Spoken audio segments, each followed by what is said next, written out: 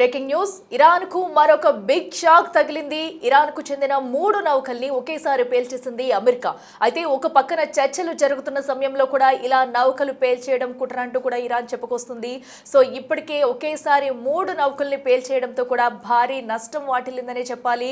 So ఏదైతే ఇప్పటికే పశ్చిమాసియాలో యుద్ధ వాతావరణం ఇంకా అంతకంతకు పెరుగుతూ వస్తుంది. సో ఈ నేపథ్యంలో ఎక్కడ తగ్గుముఖం పడుతుందని కూడా చూస్తున్న సమయంలో కూడా అమెరికా అయితే ఇంకా విరుచుకుపడుతుందనే చెప్పాలి. ఇరాన్ కి సంబంధించిన 3 నౌకల్ని కూడా అమెరికా అయితే పేల్చేసింది. పర్షియన్ గల్ఫ్ లో ఇరాన్ నౌకలపై కూడా దాడి చేసింది. సో అటు అమెరికాపై కూడా సంచలన ఆరోపణలు చేసుకుంటూ వస్తుంది ఇరాన్. అయితే ఈ దాడి అనంతరం కూడా సో ఇరాన్ ను 2 ముక్కలు చేయాలనేదే ట్రంప్ టార్గెట్. ఆ తర్వాత ఇక్కడ చమురు నిల్వల్ని మొత్తం కూడా స్వాధీనం చేసుకోవాలని చూస్తుందంటూ కూడా ఇరాన్ సైతం అయితే వ్యాఖ్యలు చేస్తూ వస్తుంది. సో ఇరాన్ మొత్తం కుప్పకూలిపోతే కనుక 2 ముక్కలు చేసి ఇరాన్ మొత్తాన్ని ఇక్కడున్న చమురు నిల్వల్ని తీసుకెళ్లడం కోసమే కేవలం అమెరికా అయితే ఇలాంటి ఘటనలకు పాల్పడుతుందంటూ కూడా ఇరాన్ అయితే వరుసగా వ్యాఖ్యలు చేస్తూ వస్తుంది. ఇప్పుడైతే ప్రస్తుతం ఏదైతే పర్షియన్ గల్ఫ్ లో ఉన్న ఇరాన్ నౌకలపై 3 నౌకలపై కూడా ఒకేసారి దాడి చేసింది. విజువల్స్ మనం బిగ్ టీవీ స్క్రీన్ మీద క్లియర్ కట్ గా కూడా చూడొచ్చు.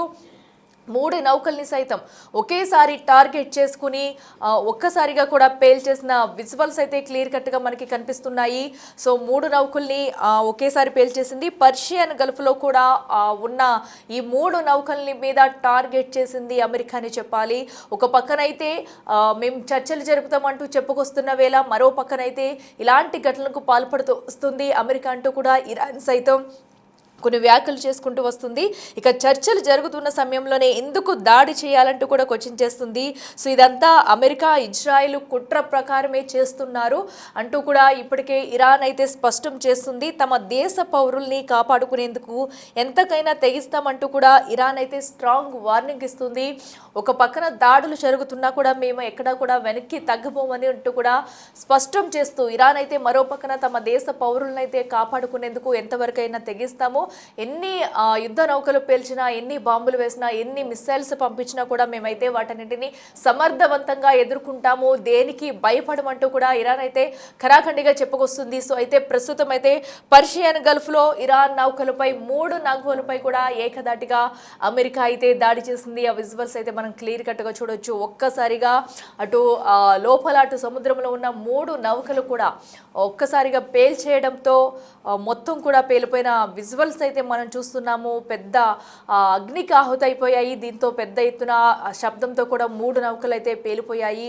దట్టంగా పొగ కూడా మొత్తం కమ్ముకుంది. అయితే ఇప్పుడు 3 నౌకల్ని కూడా కాల్ చేయడంతో ఒక్కసారిగా బ్లాస్ట్ అయిపోయాయని చెప్పాలి. దీనిపై ఇరాన్ కూడా అంతే ఘాటుగా స్పందించి ఒక పక్కన చర్చలు అని చెప్తుంటేనే చర్చలు జరుగుతున్న సమయంలో ఎందుకు అమెరికా అయితే మళ్ళీ ఇలాంటి దాడులకు తెగబడాలి, ఎందుకు 3 షిప్లని ధ్వంసం చేయాలంటూ ప్రశ్నిస్తూనే దీనికి సంబంధించి కూడా తమ దేశ పౌరుల్ని కాపాడుకునేందుకు ఎంతకైనా తెగిస్తామంటూ కూడా ఇరాన్ అయితే స్ట్రాంగ్ వార్నింగ్ ఇచ్చింది. ఇప్పటికే అమెరికా ఇజ్రాయెల్ చేస్తున్న వాటినైతే తప్పుపడుతూ వస్తుంది. చర్చలు జరుగుతున్న నేపథ్యంలో ఎందుకు దాడులకు తెగబడుతున్నారు, ఇరాన్ అయితే 2 ముక్కలు చేసి తమ దగ్గర ఉన్న చమురు నిల్వలనైతే పూర్తిగా స్వాధీనం చేసుకునేందుకే అమెరికా ఇజ్రాయెల్ కలిసి ఇలాంటి కుట్రలకు పాల్పడుతుందంటూ కూడా ఇరాన్ అయితే చెప్తుంది. మనం చూస్తున్నాం గత కొన్ని రోజులుగా కూడా పశ్చిమాసియాలో జరుగుతున్న యుద్ధ వాతావరణం. ఒక పక్క అమెరికా ఇజ్రాయెల్ దాడులు జరుగుతుంటే ఇటు ఇరాన్ కూడా ఎక్కడ కూడా తగ్గకుండా అటు గల్ఫ్ దేశాలను కూడా లక్ష్యంగా చేసుకుని అయితే దాడులు చేస్తూ వస్తుంది. సో ఇరు దాడుల్లో కూడా ఇప్పటికే పలు నౌకలు కానివ్వండి, అలాగే పలు స్థావరాలపై కూడా దాడులు చేస్తూ వస్తున్నారు. సో ఇప్పటికే ఏదైతే అటు గల్ఫ్ దేశాల నుంచి అలాగే ఇజ్రాయిల్ కూడా ఏదైతే ఇరాన్లో ఉన్న కొన్ని ప్రాంతాల్లో ఏదైతే ఉందో అటు గ్యాస్ లీక్ చేయడం ఇలాంటి ఘటనలకైతే పాల్పడుతూ వస్తుంది. ఇప్పుడు తాజాగా జరిగిన దాడిలో కూడా 3 షిప్లని ఒకేసారి అయితే పేల్చేసింది అమెరికా. సో దీనిపై ఇరాన్ కూడా ఘాటుగానే స్పందించింది. సో దీనికైతే ప్రతిదాడి తీవ్రంగా ఉంటుంది, తమ దేశ పౌరుల్ని కాపాడుకునేందుకు మేము ఎంతవరకైనా వెళ్తామంటూ కూడా ఇరాన్ అయితే స్ట్రాంగ్ వార్నింగ్ ఇచ్చింది. ఒకసారి మనం టీవీ స్క్రీన్ మీద విజువల్స్లో చూడొచ్చు. 3 నౌకలకి సంబంధించి కూడా అటు పేలిపోయే సమయంలో ఇలాంటి వాతావరణం అక్కడ చోటు చేసుకుందనేది కూడా పెద్ద మొత్తంలో భారీ నౌకలనైతే సైతం కూడా ఆ నీటిలో ఉండగానే ఒక్కసారిగా అయితే అమెరికా అయితే పేల్చేసింది. సో నీటిలో ఉండగానే మొత్తం బ్లాస్టింగ్ అయిపోయి నౌకలు 3 కూడా దీంతో పెద్దగా ఒక్కసారిగా అగ్నికి ఆహుతైపోయాయనే చెప్పాలి. పెద్ద శబ్దంతో కూడా నౌకలన్నీ పేలిపోయాయి. దీంతో ఆ ప్రాంతం మొత్తం కూడా దట్టమైన పొగతో కమ్మేసుకుందనే చెప్పాలి. సో ఒక పక్కన ఇంకా అమెరికా, ఇజ్రాయెల్ అయితే ఇటు చర్చలు జరుపుతామంటూ చెప్పుకొస్తూనే మరో పక్కన అయితే దాడులకి తెగపడుతుందంటూ ఇరాన్ అయితే స్ట్రాంగ్ వార్నింగ్ ఇస్తుంది. మరి ఇప్పుడు ఇరాన్ ఏం చేయబోతుంది, మరి చర్చలు ఫలిస్తాయా లేదా, చర్చలు అంటూ కూడా జరుగుతున్న సమయంలో ఇలాంటి దాడులకు ఎందుకు తెగబడాలంటూ కూడా ఇరాన్ అయితే ఇప్పటికే చెప్పుకొస్తుంది. తీవ్రంగా కూడా ఈ దాడిని అయితే ఖండిస్తుంది ఇరాన్. మరి ఇప్పుడు ఇరాన్ ఎలాంటి స్టెప్ తీసుకోబోతుంది అనేది కూడా ఉత్కంఠంగా మారిందని చెప్పాలి. ఇప్పటికే అటు ముస్తఫా ఖమేనీ ఎంట్రీ ఇచ్చిన తర్వాత ఇప్పటికే కొన్ని కీలక నిర్ణయాలు తీసుకుంటున్నారు. మరి అమెరికా, ఇజ్రాయెల్ చేసిన ఈ దాడికి ప్రతి దాడిగా మరి ఎలాంటి నిర్ణయం తీసుకుంటారు అనేది కూడా ఇప్పుడు ఉత్కంఠంగా మారిందనే చెప్పాలి. సో ప్రస్తుతం ఏదైతే పర్షియన్ గల్ఫ్లో ఉన్న 3 షిప్పులపై కూడా దాడి చేసింది. ఒకసారి ఆ విజువల్స్ మనం చూద్దాం.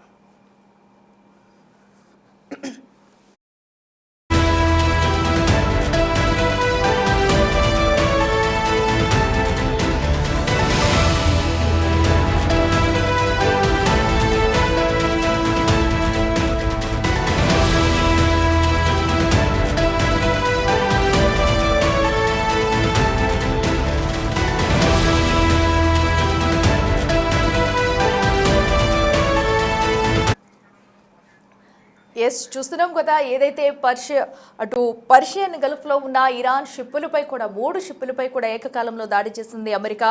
సో దీన్నైతే తీవ్రంగా ఖండిస్తున్నామంటూ ఇప్పటికే ఇరాన్ అయితే స్పందించింది. సో చర్చలు జరుగుతున్న సమయంలోనే దాడి చేయడం ఎంతవరకు కరెక్ట్ అంటూ కూడా ఇరాన్ అయితే ప్రశ్నిస్తుంది. సో ఇజ్రాయెల్, అమెరికా రెండూ కలిసి కుట్రపూరితంగానే దాడులు చేస్తుంది. ఇరాన్ అయితే 2 ముక్కలుగా చీల్చేసి అక్కడున్న చమురు నిల్వలు మొత్తం కూడా అమెరికా తీసుకుని వెళ్ళిపోవాలన్నదే, వాటి కోసమే కేవలం ఇలాంటి దాడులకు తెగబడుతుందంటూ కూడా ఇరాన్ అయితే చెప్పుకొస్తుంది. సో ఏదేమైనా కూడా ఇంకా పశ్చిమాసియాలో యుద్ధ వాతావరణం అయితే కంటిన్యూ అవుతుందని చెప్పుకోవాలి.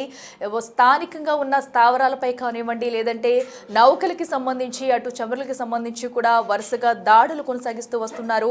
ఇటు ఇరాన్ కూడా ఒక పక్క నుంచి గల్ఫ్ దేశాలను సైతం కూడా లక్ష్యంగా చేసుకుని అయితే వరుసగా దాడులు చేస్తూ వస్తుంది. సో ఇప్పుడైతే 3 షిప్లను కూడా ఏకదాటిగా పేల్చేయడం అయితే చర్చనీయాంశంగా మారిందని చెప్పాలి. దీనికి సంబంధించి ఇరాన్ కూడా స్ట్రాంగ్ వార్నింగ్ ఇచ్చిందని చెప్పాలి. ఇక దీనికి సంబంధించి మరింత సమాచారం అందించేందుకు మా అసిస్టెంట్ ఎడిటర్ రామ్దాస్ ఉన్నారు. రామ్దాస్, మనం చూస్తున్నాము ఇరాన్కి ఇది మరొక బిగ్ షాక్ అని చెప్పాలి. ఏకంగా 3 నౌకలను కూడా అమెరికా అయితే పేల్చేసింది. దీనిపై అంతే ఘాటుగా కూడా ఇరాన్ కూడా స్పందించింది. సో అసలు ఇప్పుడు ఇరాన్ ఎలాంటి నిర్ణయం తీసుకునే అవకాశం ఉంటుందనుకోవచ్చు? ఇరాన్ ఏమంటుంది? ఇప్పటి వరకు మొత్తం 45 యుద్ధ నౌకలను పేల్చివేసింది. ఇరాన్ సంబంధించినటువంటి నావల్ బేస్లన్నింటి కూడా అమెరికా విధ్వంసం చేస్తుంది. ఇవాళ తాజాగా పర్షియన్ గల్ఫ్ ప్రాంతంలోని బందర్ అబ్బాస్ ప్రాంతంలో దాదాపు 3 యుద్ధ నౌకల్ని పేల్చివేసింది. దాదాపుగా 3 ఆయిల్ ట్యాంకర్స్ ఉన్నటువంటి ఈ నౌకల్ని పేల్చివేసినట్టుగా తెలుస్తుంది. దీనికి సంబంధించి యుఎస్ సెంట్రల్ కమాండ్ ఒక స్టేట్మెంట్ అయితే విడుదల చేసింది. అంటే ఇప్పటి వరకు ఇంకా ఈ టార్గెట్ ఏంటనేది అఫీషియల్ గా సెంట్కామ్ కన్ఫర్మ్ చేయలేదు, కానీ కొన్ని వార్తా సంస్థలు అయితే ఇప్పటికీ దీనికి సంబంధించిన అంశాలు వెల్లడి చేస్తున్నాయి. ముఖ్యంగా ఈ స్ట్రైక్ సంబంధించి ప్రధానంగా 3 ట్యాంకర్లను నౌకలో వెళ్తున్నటువంటి 3 ట్యాంకర్లను సిద్ధంగా వాళ్ళు విధ్వంసం చేసినట్టుగా చెప్తున్నారు. సో ఇవన్నీ కూడా ఆ ట్యాంకర్లను పేల్చివేయడంతో దట్టమైన పొగాలను పొంది సముద్ర తీరం అంతా కూడా ఆ ప్రాంతంలో బందర్ అబ్బాస్ పోర్టు దగ్గర ఆ ప్రాంతంలో అంతా కూడా విధ్వంసం చెలరేగిందని చెప్తున్నారు. ప్రధానంగా ఇక్కడ మనం ఇప్పటి వరకు ఐరిస్ డేనా అనేది ఒక వాహక నౌక, అది విశాఖపట్నంలో సంకీర్ణ సైనిక విన్యాసాలు పూర్తి చేసుకొని వస్తున్న క్రమంలో మనం మొన్న అది శ్రీలంక తీరాన గాలేకు 40 నాటికల్ మైళ్ళ దూరంలో దాన్ని పూర్తిగా ముంచిన సంగతి తెలిసింది. 80 మంది మరణించారు అప్పుడు ఆ రోజు. అది కొత్త తరహా క్షిపణి దాడి, కొత్త తరహా జలాంతర్గామి దాడి, సముద్ర అంతర్భాగం నుంచి దాన్ని ముంచివేసిన సంగతి మనకు తెలిసిందే. టార్పెడో దాడులు అంటారు. అది 2వ ప్రపంచ యుద్ధం తర్వాత అలాంటి దాడి జరిగింది. తాజాగా మళ్ళీ ఈ 3 ట్యాంకర్లని ముంచేసినట్టుగా తెలుస్తుంది. సో రకంగా ఈ మొత్తం 45కు చేరుకుంది. ఇప్పటి వరకు కూడా యుద్ధం ప్రారంభమైనప్పటి నుంచి కూడా గల్ఫ్ ప్రాంతంలో జరుగుతున్నటువంటి సంఘర్షణలో ఇప్పటివరకు పూర్తిగా ఇరాన్ యొక్క ఆయుధ ఆ, సంపత్తిని విధ్వంసం చేశారు, ఎయిర్ బేస్ విధ్వంసం చేశారు, అలాగే నావల్ బేసెస్ కూడా విధ్వంసం చేసిన సంగతి మనకు తెలిసిందే. ఇక వారి ఆర్థిక మూలాలపై దెబ్బ కొట్టే ప్రక్రియలో భాగంగా ఇప్పుడు మళ్ళీ ఈ దాడులు కొనసాగుతున్నట్టుగా తెలుస్తుంది. సో ఆ రకంగా ప్రస్తుతం ఉన్నటువంటి పరిస్థితుల్లో అమెరికా, ఇజ్రాయెల్ భీకర దాడులు అయితే కొనసాగుతుంది. ఇక్కడ కాంప్రమైజ్ అవ్వట్లేదనే విషయం మనకు చాలా క్లియర్ గా అర్థమవుతుంది. సో ఆ రకంగా వైపు క్షిపణి కేంద్రాలను నాశనం చేస్తున్నాయి, మరోవైపు ఇరాన్ నౌకాదళాన్ని కూడా ముచ్చివేసినట్టుగా చెప్తున్నారు.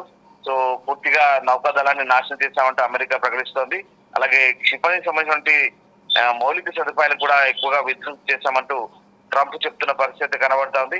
సో రకంగా ప్రస్తుతం ఉన్నటువంటి పరిస్థితుల్లో ఇరాన్ ను ఆర్థికంగా దెబ్బ కొట్టాలి, అలాగే ఇరాన్ నాయకత్వాన్ని మట్టుబెట్టాలనే ప్రణాళికతో అక్కడ పూర్తిగా నాయకత్వ మార్పు చేసేదాకా వదలము, ఇంకా నెలల పాటైనా సరే యుద్ధం చేస్తామంటూ అమెరికా చెప్తున్న వేళ ఈ పరిస్థితుల్లో చోటు చేసుకుంటున్నా ఇరాన్ కూడా ప్రతీకార దాడులకు దిగుతున్న పరిస్థితి కనబడుతుంది. మనకు తెలిసిందే ఇరాన్ కూడా అమెరికా స్థావరాలపై దాడులు చేస్తూ అమెరికాకు సంబంధించినటువంటి ఎయిర్ బేస్లు కావచ్చు, కార్యాలయాలు కావచ్చు, అమెరికా నౌక మీద కూడా ఐఎస్ఎస్ అబ్రహం లింకన్ నౌకపై కూడా దాడి చేసినట్టుగా మొన్న ప్రకటించుకుంది. కానీ దానికి సంబంధించినటువంటి నిర్ధారణ అయితే ఎక్కడ ఎవరు చేయని పరిస్థితి కనబడుతుంది. సో మొత్తం మీద దాడులు ప్రతి దాడులు కొనసాగుతున్నాయి. ఇప్పుడు తాజాగా మళ్ళీ ముస్తఫా ఖమేనీని ఇరాన్ కొత్త సుప్రీం లీడర్ గా ఎన్నుకున్న తర్వాత ఇప్పుడు ముస్తఫా కూడా మళ్ళీ అటు అమెరికాకు, ఇజ్రాయెల్ కు సంయుక్తంగా టార్గెట్ గా మారిన పరిస్థితి కనబడతా ఉంది. సో ఏదేమైనా ప్రస్తుతానికి పశ్చిమాసియాలో యుద్ధం భీకర స్థాయికి చేరుకుంటుంది. ఇంకా యుద్ధం ఎప్పుడు ఆగుతుంది అని అడిగిన ప్రశ్నకి ట్రంప్ ఇవాళ ఇజ్రాయెల్ మీడియాతో అది తాము ఒక్కరే తీసుకున్న నిర్ణయం కాదు, అటు బెంజమిన్ నెతన్యాహు అంటే ఇజ్రాయెల్ దేశము తాము కలిసి తీసుకున్న నిర్ణయంగా కూడా ఆయన చెప్తున్న పరిస్థితి కనబడుతుంది. కానీ అమెరికా, ఇజ్రాయెల్ ఎట్టి పరిస్థితుల్లో ఇరాన్ ను వదిలే ప్రసక్తి లేదు. ఇరాన్ లో పూర్తిగా శాంతి స్థాపన చేస్తాం, ప్రభుత్వాన్ని మారుస్తాం, అక్కడ పాలకుల్ని అంటే వీళ్ళ ప్రమేయం ఖచ్చితంగా ఉండాలి అని చెప్తున్నారు. ముస్తఫా ఖమేనీ ఎన్నుకున్న తర్వాత కూడా ఎట్టి పరిస్థితుల్లో అంగీకరించలేదంటూ ట్రంప్ కూడా గుండబద్దలు కొట్టినట్టు చెప్తున్నారు. తన ప్రమేయం లేకుండా లేదా ఇజ్రాయెల్ ప్రమేయం లేకుండా జరిగిన ఏ నియామకానికైనా తాము ఒప్పుకోము, ఖచ్చితంగా అక్కడికి కొత్త ప్రభుత్వ లేదా పాలన అధికారులను నియమించడానికి తామే జోక్యం చేసుకుంటామంటూ చెప్తున్న పరిస్థితి కనబడుతోంది. ఏదేమైనా ప్రస్తుతం బట్టి పరిస్థితుల్లో ఇరాన్ సాయుధ దళాలకు నిర్ణయాత్మక దెబ్బ తగిలినట్టు ట్రంప్ కూడా అంటున్నారు. టెహరాన్ క్షిపణి ప్రయోగ వేదికలు దాదాపు 4 వంతులు తొలగించబడ్డాయని చెప్తున్నారు. ఇక పూర్తిగా తాము ఇరాన్ కు తీవ్రమైన నష్టం కలిగిస్తున్నాం. మొత్తం మీద ఇరాన్ కూడా మొన్న గల్ఫ్ దేశాలపై దాడులు చేసేందుకు ఒక్కో సందర్భంలో భయపడి క్షమాపణ చెప్పింది. కానీ తర్వాత మాట మార్చినప్పటికీ కూడా యుద్ధాన్ని అంటే ఓడిపోయినామన్నట్టుగానే అంగీకరించినట్లే అవుతుందంటూ ట్రంప్ కూడా సెటారికల్ గా వ్యాఖ్యానించిన పరిస్థితి కనబడుతుంది. సో ఏదేమైనప్పటికీ కూడా ప్రస్తుతం ఉన్నటువంటి పరిస్థితుల్లో ఈ దాడులు ప్రతి దాడులతో ఒకసారిగా ఆ ఇరాన్ మౌలిక సదుపాయాలు అయితే దెబ్బతింటున్నాయి. మనం చాలా చూసాం, టెహరాన్ తో పాటు టెహరాన్ చుట్టుపక్కల ప్రాంతాల్లో కూడా అక్కడ ఈ ఆయిల్ రిఫైనరీలపై దాడి చేసిన నేపథ్యంలో అవన్నీ కూడా పూర్తిగా మంటలకు ఆహుతైన పరిస్థితులు మనం చూసాం. ఆ రకంగా వారి ఆర్థిక మూలాలు దెబ్బ కొట్టాలి అనే అన్ని విధాలుగా వారిని కోలుకోలేకుండా చేయాలి, తర్వాత తాము జోక్యం చేసుకోవాలన్నట్టుగా అమెరికా, ఇజ్రాయెల్ వ్యూహాలతో ముందుకెళ్తున్నాయి. ఇప్పటికైతే 3 ట్యాంకర్లను ముంచివేసినట్టుగా తెలుస్తుంది. వాటన్ని కూడా పేల్చివేసినట్టుగా సమాచారం. ఇంకా దీనికి సంబంధించి యుఎస్ సెంట్రల్ కమాండ్ ఇంకా పూర్తిస్థాయి అధికారిక ప్రకటన చేయాల్సి ఉంది. ప్రస్తుతానికైతే ఈ ధరలు అయితే విపరీతంగా పెరుగుతున్నాయి. ఇవన్నీ కూడా చమురు ధరలపై ఎఫెక్ట్ పడే అవకాశం కనిపిస్తుంది. ఇవాళ బ్రెంట్ లో బ్యారెల్ క్రూడ్ ఆయిల్ ధర $120 చేరుకుంది. మరి ఓవైపు అంతర్జాతీయంగా ఇక్కడ ప్రధానంగా ఆసియా మార్కెట్లు సౌత్ కొరియా కావచ్చు, జపాన్ కావచ్చు, అలాగే మన భారతదేశం మార్కెట్ కూడా ఇవాళ ఓపెన్ కాగానే నిఫ్టీ, బిఎస్సి పడిపోయింది. అటు సౌత్ కొరియా, అటు జపాన్ ఈ 2 మార్కెట్ కూడా 8% డౌన్ ఫాల్ అయినాయి. ప్రధానంగా అంతర్జాతీయ మార్కెట్ లో క్రూడ్ ధరలు మరి ఎగబాకుతున్న నేపథ్యంలో ఎలాంటి పరిస్థితులు తలెత్తాయనేది చూడాల్సింది. ఎందుకంటే అటు ఆరామ్కో రిఫైనరీ కూడా సౌదీలో ధ్వంసం చేశారు వీళ్ళు, మళ్ళీ బహ్రెయిన్ మీద విరుచుకుపడ్డారు. అలాగే దాంతో పాటు దుబాయ్, కువైట్ లోని కొన్ని కేంద్రాలపై విరుచుకుపెడుతున్నారు, చమురు కేంద్రాలపై. ఆ రకంగా ప్రస్తుతం వెస్ట్ ఏషియా అంతా కూడా ఈ చమురు నిల్వలపై దాడులు జరుగుతుండడంతో వాటి కొరత ఏర్పడే అవకాశం తాత్కాలికంగా ముడి చమురు కావచ్చు, గ్యాసోలిన్ కావచ్చు, లిక్విఫైడ్ న్యాచురల్ గ్యాస్ కావచ్చు, ఇట్లాంటివన్నీ కూడా. అండ్ హర్మూజ్ స్ట్రైట్ ఏదైతే హర్మూజ్ జలసంధి మూసివేశారో దాంతో ఈ ఇబ్బందులు అయితే ప్రధానంగా తలెత్తే అవకాశం ఉంది. సో ఖతార్ మంత్రి చెప్తున్నట్టుగా రాబోయే రోజుల్లో $150 కూడా ఒక బ్యారెల్ ధర ఆ, ఆశ్చర్యపోవాల్సిన అవసరం లేదంటూ చెప్పిన సందర్భంలో మనకి ఇక్కడ ఈ దాడులన్నీ కూడా ప్రధానంగా నౌకలను ముంచడము, సముద్ర మార్గంలో లేదా ఆయిల్ రిఫైనర్లపై దాడి చేయడం అనేది ముఖ్యంగా చమురుదలపై ఎఫెక్ట్ పడే అవకాశం ఉంది. చూడాలి ఎలాంటి పరిస్థితులు ఉంటాయి, దీన్ని ఎట్లా పరిష్కారం దొరుకుతుంది అనేది రాబోయే రోజుల్లోనే కాలమే సమాధానం చెప్పబోతుంది. Okay, right Ramdas, thank you. Yes, చూస్తున్నాం కదా ప్రస్తుతం అయితే అటు ఇరాన్కి సంబంధించి 3 నౌకల్ని పేల్చేయడంపై ఇదొక ఇరాన్కి భారీ బిగ్ షాక్ అనే చెప్పాలి. సో దీనికి సంబంధించి కూడా ఇప్పటికీ ఇరాన్ అయితే తీవ్రంగా ఈ దాడిని ఖండించింది. అంతేఘాటుగా కూడా అటు అమెరికా ఇజ్రాయెల్కి కూడా వార్నింగ్ ఇచ్చింది. చర్చలు జరుగుతున్న సమయంలో కూడా కుట్రపూర్తిగానే ఇజ్రాయెల్ అమెరికా కలిసి ఇలాంటి దాడులకు పాల్పడుతున్నాయి. ఇరాన్ను 2 ముక్కలుగా చేయాలి, ఇక్కడున్న చమురు నిల్వలన్నీ కూడా స్వాధీనం చేసుకోవాలి అనే కోణంలోనే ఇలాంటి దాడులకు తెగపడుతుందంటూ ఇరాన్ అయితే చెబుతుంది. మరి చూడాలి ఇరాన్ దీనిపై ఎలా ముందుకెళ్తుంది అనేది కూడా.